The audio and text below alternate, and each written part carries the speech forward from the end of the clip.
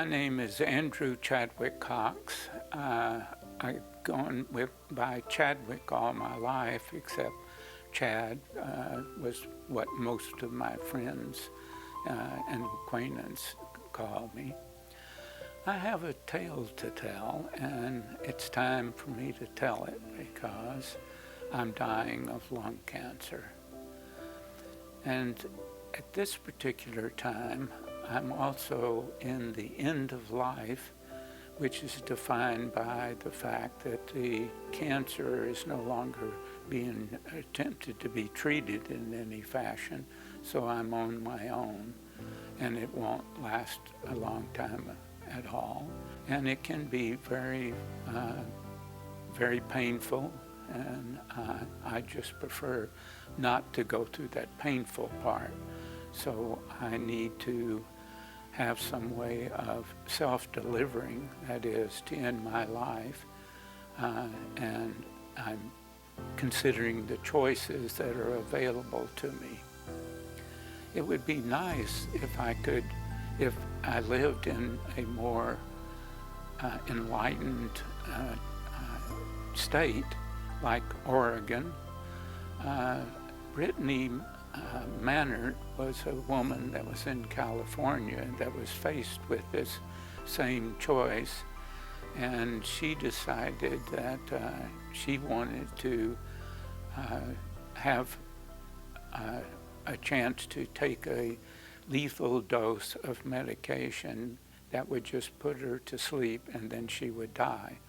So California didn't have that option, so she moved to Oregon.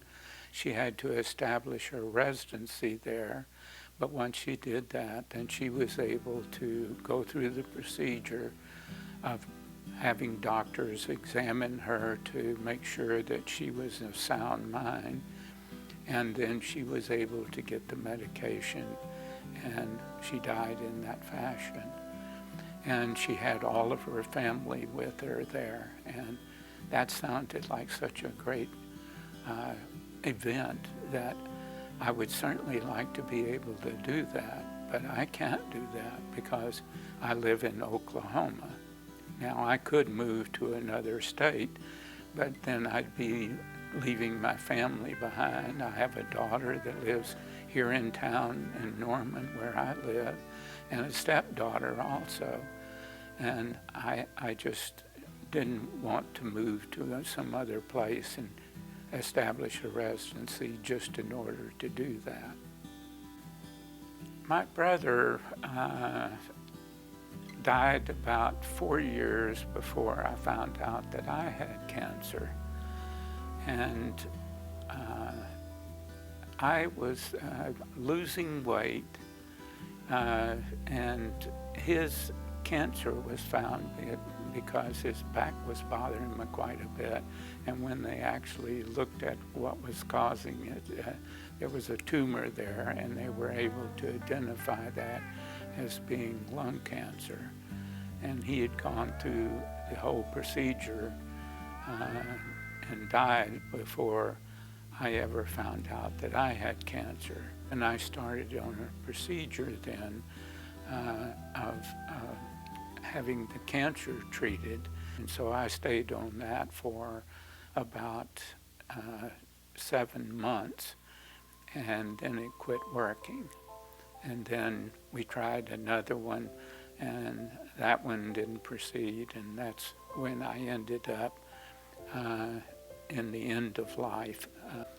My brother went ahead, and when he was doing this, and he went all the way to where it came down to, and he had tumors in his brain, and they irradiated his whole brain because there was a series of tumors that were involved, and he lost his speech.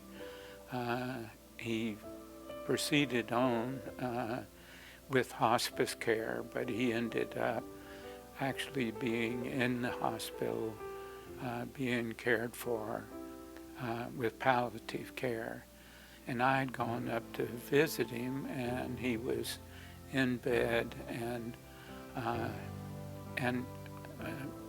showed no recognition of me. In fact, there were several people in the room, and I never got the impression that he particularly knew anybody that was there. Viewing that left me to adopt a different way of handling this. And I decided that I wanted to make it a little more of a set event that in order to do it.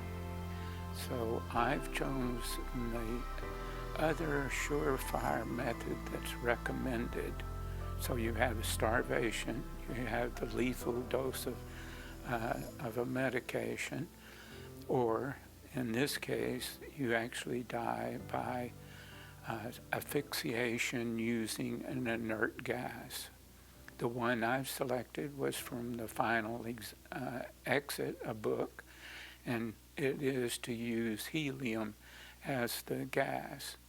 The reason that this makes it an acceptable method of self-deliverance is that when you are breathing the helium, you'll put a bag over your head and the helium will fill the bag, and then you'll start breathing just the helium.